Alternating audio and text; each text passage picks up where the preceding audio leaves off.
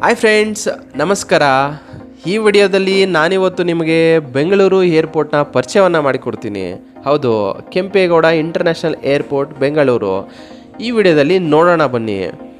ಎಲ್ಲರೂ ಈ ಬೆಂಗಳೂರು ಏರ್ಪೋರ್ಟನ್ನು ನೋಡಿರುವುದಿಲ್ಲ. ಹಾಗಾಗಿ ನಾನು ಏರ್ಪೋರ್ಟ್ಗೆ ಹೋದಾಗ ನಿಮ್ಮ ಎಲ್ಲರಿಗೂ ಏರ್ಪೋರ್ಟ್ನ ಪರಿಚಯ ಮಾಡಲು ಈ ವಿಡಿಯೋವನ್ನು ಮಾಡಿದ್ದೀನಿ.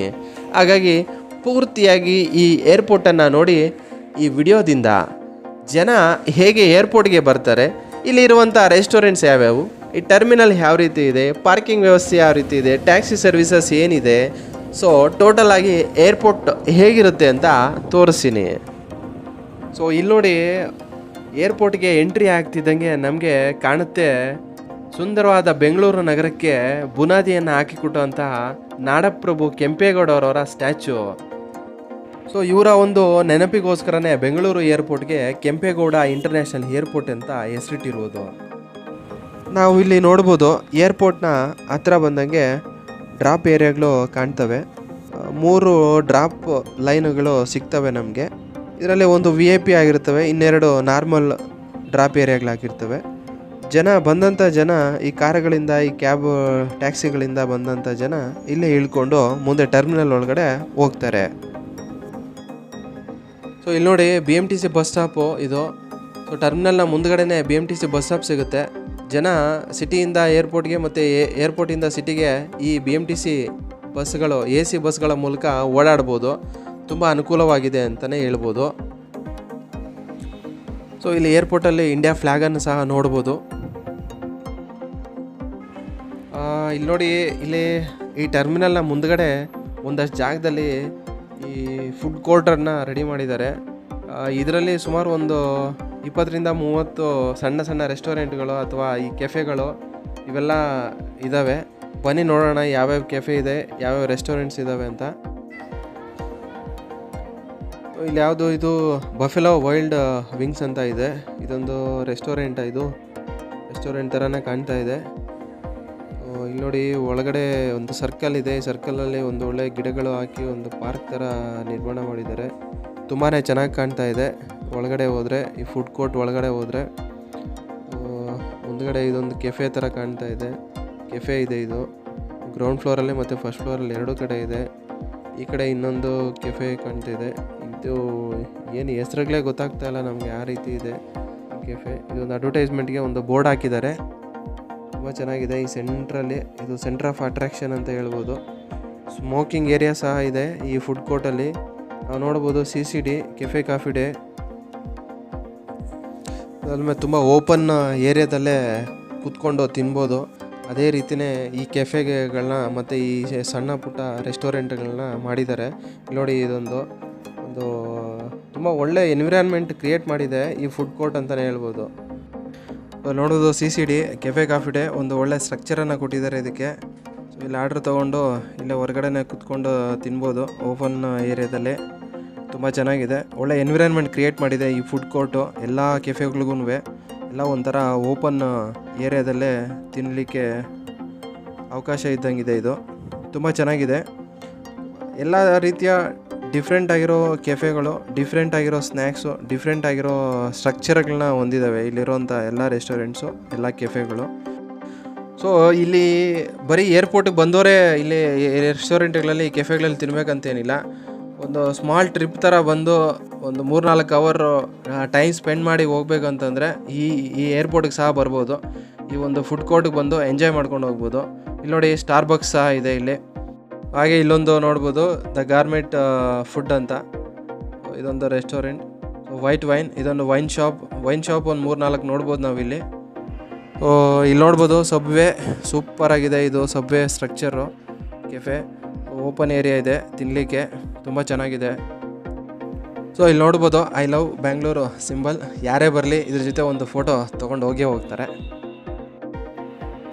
ನೋಡಿ ಎಷ್ಟು ದೊಡ್ಡದಾಗಿದೆ ಈ ಒಂದು ಸ್ಪೇಸು ಈ ಟರ್ಮಿನಲ್ ಕೆಳಗಡೆ. ಇದು ಆಗಮನ, ಇದು ಯಾರು ಹೊರಗಡೆಯಿಂದ ಬರ್ತಿರ್ತಾರೋ ಅವ್ರಿಗೆಲ್ಲ ವೆಯ್ಟ್ ಮಾಡ್ತಿದ್ದಾರೆ. ಫ್ಯಾಮ್ಲೀಸು, ಫ್ರೆಂಡ್ಸು, ಅಕ್ಕ ತಂಗಿರು, ಅಣ್ಣ ತಮ್ಮಂದಿರು ಎಲ್ಲರೂ ವೆಯ್ಟ್ ಮಾಡ್ತಿದ್ದಾರೆ. ಕೆಲವರು ಬೋರ್ಡ್ ಇಟ್ಕೊಂಡಿರ್ತಾರೆ.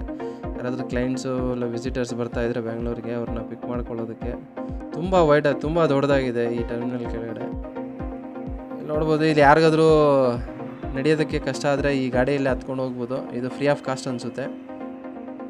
ಸೊ ಇಲ್ಲಿ ನೋಡಿ ಏರ್ ಏಷ್ಯಾದು, ಸ್ಪೈಸ್ ಜೆಟ್ದು, ಇಂಡಿಗೋದು ಕೌಂಟರ್ಸ್ ಇದೆ. ಇಲ್ಲೆಲ್ಲ ಟಿಕೆಟ್ಸು ಮತ್ತು ಎನ್ಕ್ವೈರೀಸ್ಗೆ ಅನಿಸುತ್ತೆ ಇದೆಲ್ಲ. ಇಲ್ಲಿ ನೋಡಿ ಈ ಒಂದು ಕ್ರಿಯೇಟಿವಿಟಿ ತುಂಬಾ ಚೆನ್ನಾಗಿದೆ. ಈ ಗಿಡಗಳ ಪಾಟನ್ನು ಯೂಸ್ ಮಾಡಿ ಈ 3 ಕಲರ್ ಬಾವುಟದ ರೂಪ ರೀತಿ ಮಾಡಿದ್ದಾರೆ. ಇದು ತುಂಬ ಚೆನ್ನಾಗಿದೆ. ಇದು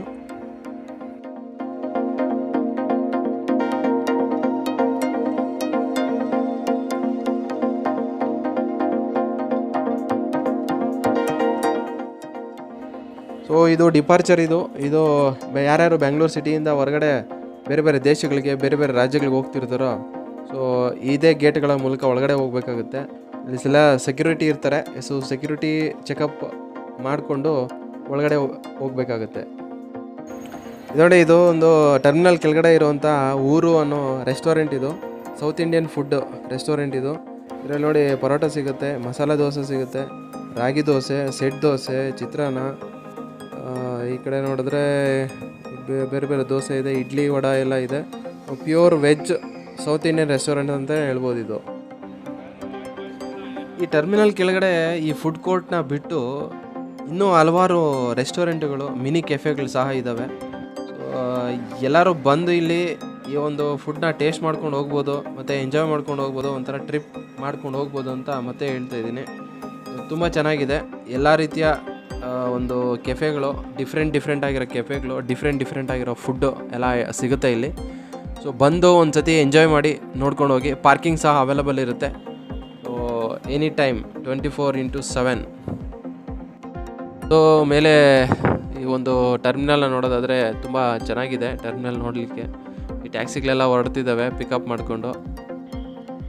ಈ ಲೈನಲ್ಲಿ ಮತ್ತು ಈ ಪಕ್ಕದ ಲೈನಲ್ಲಿ, ಎರಡೂ ಲೈನಲ್ಲೂ ಜನ ಬಂದವ್ರನ್ನ, ಹೊರಗಡೆಯಿಂದ ಬಂದು ಜನನ ಬೆಂಗಳೂರು ಸಿಟಿ ಕರ್ಕೊಂಡು ಹೋಗ್ಬೇಕಾದ್ರೆ ಇಲ್ಲೇ ಪಿಕಪ್ ಮಾಡಿಕೊಂಡು ಈ ಟ್ಯಾಕ್ಸಿಗಳು, ಕಾರುಗಳು, ಗಾಡಿಗಳು ಎಲ್ಲ ಇಲ್ಲಿಂದನೇ ಪಿಕಪ್ ಮಾಡ್ಕೊಂಡು ಹೋಗ್ತಾರೆ.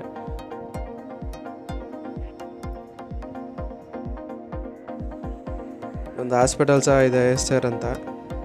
ಟರ್ಮಿನಲ್ಲು ಸಖತ್ತಾಗಿ ಕಾಣ್ತಾ ಇದೆ ಲುಕ್ಕು. ಒಂದು ಸೈಡ್ ವ್ಯೂ ಇದು. ಸೊ ಇದೊಂದು 2ನೇ ಟರ್ಮಿನಲ್. ಇದು ರೆಡಿ ಆಗ್ತಿರೋದು. ಇಷ್ಟೊತ್ತು ನೋಡಿದ್ದು ನಾವು 1ನೇ ಟರ್ಮಿನಲ್ಲು. ಇದು 2ನೇ ಟರ್ಮಿನಲ್ಲು. ಈ ಕೆಂಪೇಗೌಡ ಇಂಟರ್ನ್ಯಾಷನಲ್ ಏರ್ಪೋರ್ಟ್ಗೆ ತುಂಬ ದೊಡ್ಡದಾಗಿ ಮಾಡ್ತಾ ಇದ್ದಾರೆ. ತುಂಬ ಚೆನ್ನಾಗಿದೆ ಅಂತಲೇ ಹೇಳ್ಬೋದು. ಈ ಒಂದು ಜಾಗದಲ್ಲಿ ಒಂದು ಏರ್ಪೋರ್ಟ್ನ ಸ್ಮಾರ್ಟ್ ಸಿಟಿ ಅಂತಲೇ ರೆಡಿ ಮಾಡ್ತಾ ಇದ್ದಾರೆ. ಆ ಏರ್ಪೋರ್ಟ್ನ ಸ್ಮಾರ್ಟ್ ಸಿಟಿ ಹೇಗಿರುತ್ತೆ ಅಂತ ನಾನು ಒಂದು ವಿಡಿಯೋ ಮಾಡ್ತಾಯಿದ್ದೀನಿ. ನನ್ನ ಚಾನಲ್ಗೆ ಸಬ್ಸ್ಕ್ರೈಬ್ ಆಗಿ ನನ್ನ ಚಾನಲ್ನ ಫಾಲೋ ಮಾಡಿ ಆ ವಿಡಿಯೋಸ್ನ ನೋಡಿ. ಇದೇ ನೋಡಿ ತಾಜ್ ಹೋಟೆಲು. ಏರ್ಪೋರ್ಟ್ನ ಒಳಗಡೆ ಇರುವಂಥ ಒಂದೇ ಒಂದು ಹೋಟೆಲ್ ಇದು ಸದ್ಯಕ್ಕೆ. ಇದೇನೇ ತಾಜ್ ಹೋಟೆಲ್ಲು. ತುಂಬ ದೊಡ್ಡದಾಗೇ ಇದೆ.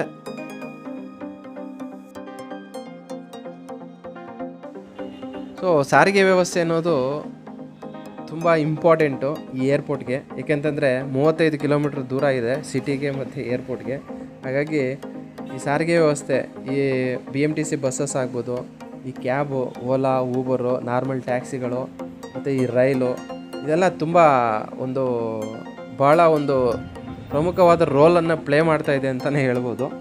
ಸೊ ನಮ್ಮ ಮೆಟ್ರೋ ಸಾರಿಗೆ ಸಹ ಈ ಒಂದು ಏರ್ಪೋರ್ಟ್ಗೆ ಕನೆಕ್ಟ್ ಮಾಡ್ತಾ ಇದ್ದಾರೆ. ಆಲ್ರೆಡಿ ಕಾಮಗಾರಿ ಶುರು ಮಾಡಿದ್ದಾರೆ. ಮುಂದಿನ ವರ್ಷಗಳಲ್ಲಿ ಬರುತ್ತೆ. ಈಗಾಗಲೇ ರೈಲು ವ್ಯವಸ್ಥೆ ಈ ಒಂದು ಏರ್ಪೋರ್ಟ್ಗೆ ನಡೀತಾ ಇದೆ. ಸೊ ಮುಂದಿನ ವರ್ಷಗಳಲ್ಲಿ ಹೈಪರ್ ಲೂಪ್ ಅನ್ನೋ ಸಾರಿಗೆ ವ್ಯವಸ್ಥೆ ಕೂಡ ಒಂದು ಪ್ರಸ್ತಾವನೆಯನ್ನು ಇಟ್ಟಿದ್ದಾರೆ. ಕಾದು ನೋಡಬೇಕು ಯಾವಾಗ ಆಗುತ್ತೆ ಏನು ಅಂತ. ಸೊ ನನ್ನ ಚಾನಲ್ಗೆ ಇನ್ನೂ ಸಬ್ಸ್ಕ್ರೈಬ್ ಆಗಿಲ್ಲ ಅಂದರೆ ಪ್ಲೀಸ್ ಸಬ್ಸ್ಕ್ರೈಬ್ ಮಾಡ್ಕೊಳ್ಳಿ, ಶೇರ್ ಮಾಡಿ, ಲೈಕ್ ಮಾಡಿ, ಹಾಗೆ ಕಮೆಂಟ್ ಮಾಡಿ.